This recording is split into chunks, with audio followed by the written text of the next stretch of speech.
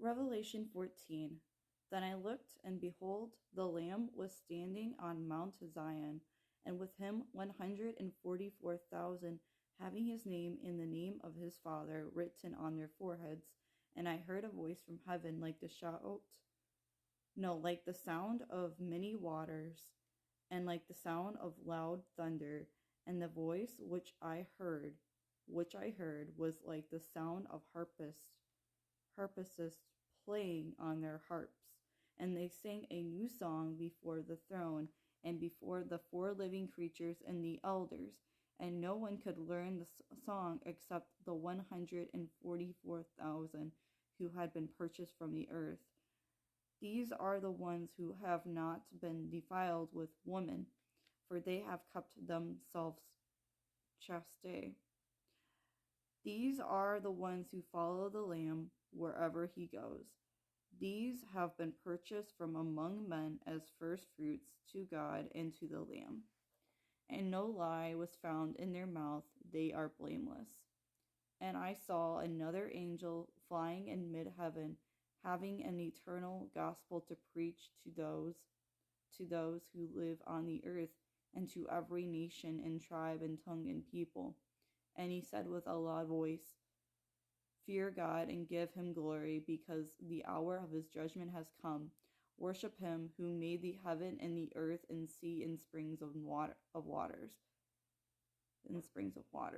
And another angel, a second one, followed, saying, Fallen, fallen is Babylon the great, she who has made all the nations drink of the wine of the passion of her immorality. Then another angel, a third one, followed them, saying with a loud voice, If anyone worships the beast and his image and receives a mark on his forehead or on his hand, he also will drink of the wine of the wrath of God, which is mixed in full strength in the cup of his anger. And he will be tormented with fire and brimstone in the presence of the holy angels and in the presence of the Lamb. And the smoke of their torment goes up forever and ever. They have no rest day and night, those who worship the beast and his image, and whoever receives the mark of his name. Here is the perseverance of the saints who keep the commandments of God and their faith in Jesus. And I heard a voice from heaven saying, Write, Blessed are the dead who die in the Lord from now on. Yes, says the Spirit, so that they may rest from their labors, from their deeds follow with them.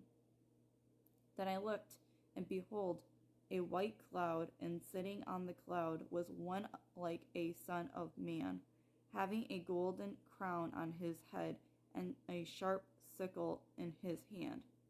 And another angel came out of the temple, crying out with a loud voice to him who sat on the cloud, Put in your sickle and reap, for the hour to reap has come, because the harvest of the earth is ripe. Then he who sat on the cloud swung his sickle over the earth, and the earth was reaped.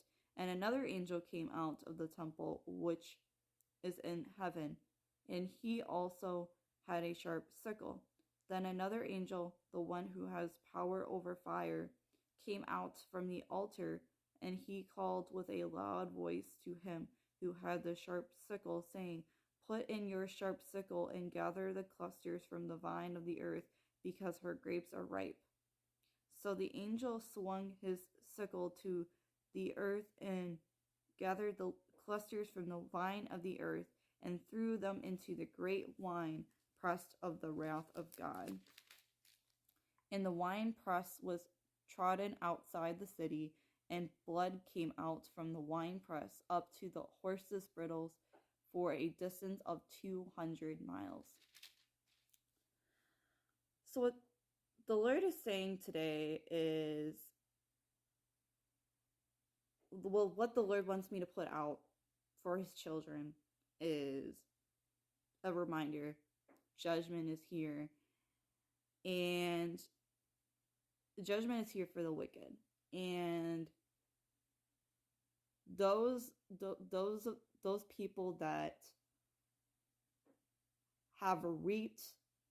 This is the season of harvest. I feel like the Lord is just putting this on my heart right now.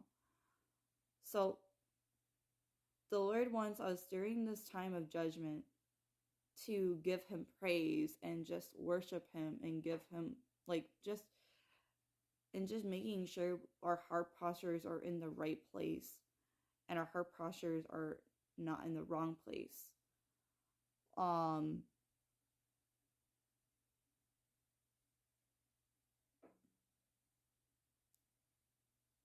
Okay, this is what the Lord wants me to say.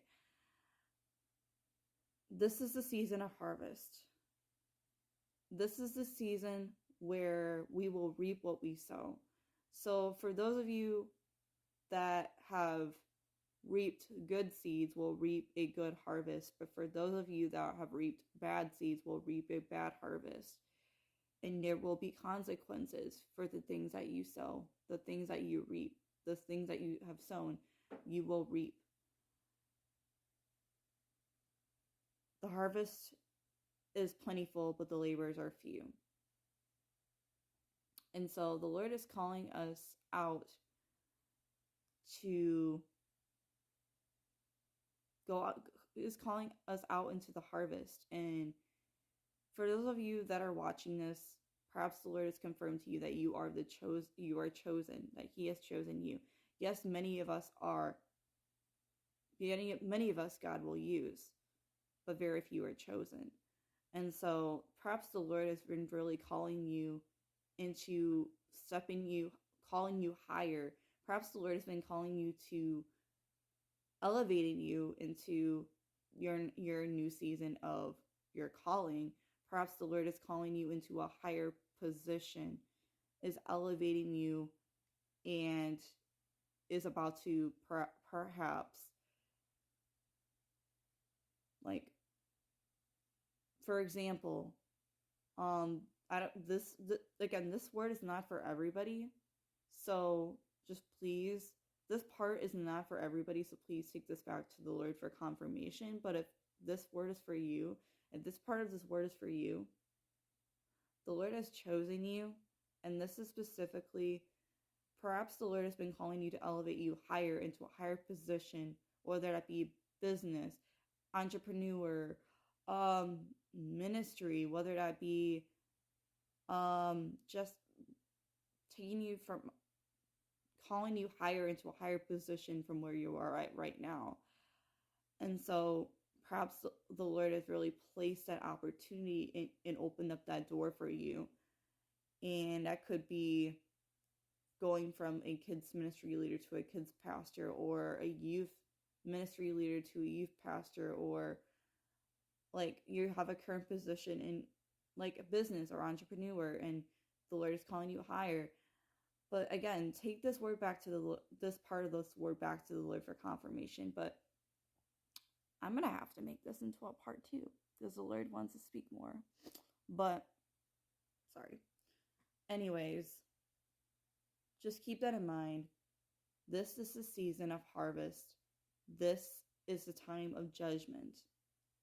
This is the time of judgment for those people, for the wicked, for those that go against God's children, for those who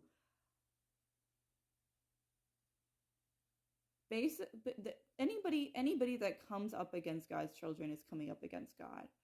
And those people are going to be judged, and those people are going to have to suffer the consequences, and they're going to be punished for what they've done. But that's why we need to make sure our hearts are right with God and we have repented. And that's why we need to ask God to examine our hearts and to examine us, to examine our hearts, and to ask us if there's anything in our hearts and lives that we haven't repented of, that we need to do so. Because end times are approaching and we need to make sure we are right with the Lord. But I'm going to make this into a part 2 because the Lord has more to say. So